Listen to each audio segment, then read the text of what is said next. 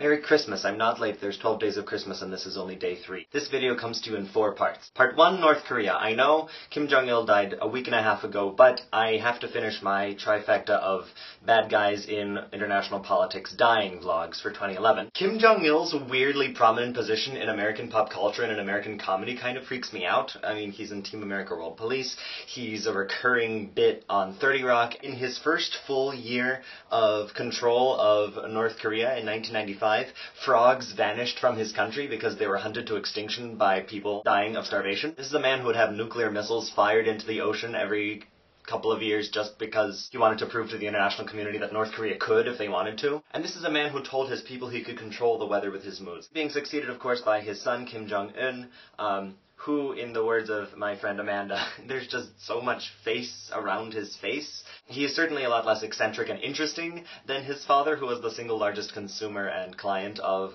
the Hennessy Cognac Company, and that doesn't make North Korea any less of a threat. I'd be very interested to see exactly how internal politics continues to proceed in North Korea, and how, if at all, Western knowledge about North Korea increases, because it took us 48 hours to find out that Kim Jong-il died, and that's definitely indicative about the weakness of American intelligence and of Western information gathering in North Korea. The passing of Kim Jong-il also reminds me of a song by They Might Be Giants that's appropriate for the occasion. I built a little empire out of some crazy garbage called the blood of the exploited working class. Then they've overcome their shyness, now they're calling me your highness, and the world screams, kiss me, son of God. And so on and so forth. Part 2, Ivanstantinople. I'm trying to make that a thing. That's totally not going to be a thing. No, please don't make it a thing. I appreciate everyone who gave their time, or their money, or their attention to the orphanage in Romania that I made a Project for Awesome video about. My own experience with that orphanage in Romania came through a program of an Orthodox Christian fellowship called Real Break. This year with Real Break, not only am I coordinating the entire project for all Orthodox Christian college students in North America to travel to interesting places and do awesome things and decrease world suck, but I'm also traveling and doing that myself. I'm going to be going to Istanbul. They're calling it Constantinople because they have their own vested historical interest in it, but you can call it Istanbul between me and you. That's totally fine. The reason I'm going specifically to Constantinople is because it's the seat of the nominal head of the Orthodox Church in the world, the Ecumenical Patriarch of Constantinople. However, the relationships between the Orthodox Church and the Turkish government has always been a little bit fraught. Part of what we're going to be doing is simply learning about the condition of religious minorities in Turkey, the relationship between the Orthodox Church, which has been there for 1,000 years, and the Turkish government, helping restore some churches, landscape some cemeteries that are over there that belong to the Greek and Christian communities that simply have fallen out of disrepair or been desecrated. That's what some Real Break groups have done in the past. And in order for me to be able to go on that trip, which is at the beginning of March, I need to raise $1,000, which is no small order, I grant you. YouTube helped me in the past get to Romania, and I'm sure YouTube will help me get to Istanbul this time around. The special thing about this for me is that for my entire 4 years at Georgetown, I've studied religious minorities in the Middle East, and so this is right up my alley.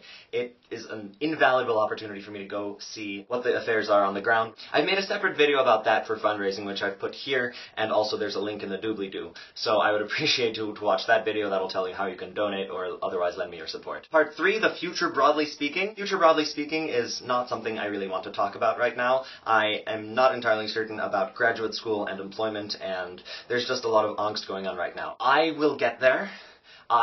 By the time I graduate in May, there will be a plan. There's not quite yet a plan now. I'm waiting for a couple of things to come in late January. A couple of fellowships and a couple of internship type things. Keep your fingers crossed for me, please. Part 4, the future narrowly defined. Members of the DC Nerd Fighters will know that I and a faction of several other peoples constitute a faction known as Jesus Nerds. I'm going to be very much living out that description in the next couple of days. Tomorrow I travel. I'm going to be at a conference in Western Pennsylvania where there's lots of church, but also lots of talk about what the Orthodox Church should be doing better. Lots of being unironically enthusiastic about things that we love, which I think really operationally fits John Green's definition of what a nerd is. And then New Year's Eve into New Year's Day, as per tradition, I'm going to be spending at a women's monastery out in Western Pennsylvania. There's going to be lots of caroling and bell ringing and enthusiasm. I'm not just the weird one. There's a whole bunch of people who do this with me, so please don't look at me funny. I'm going to be starting the road trip tomorrow, so I very much look forward to it and seeing what I can film from it. To sum up, Istanbul, there's a fundraising video in the doobly-doo. Romania, if you haven't seen my Project for Awesome video, there's a link to it as well.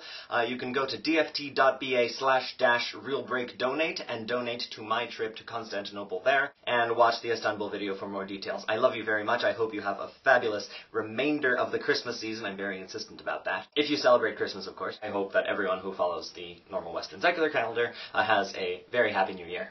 Take care. Goodbye.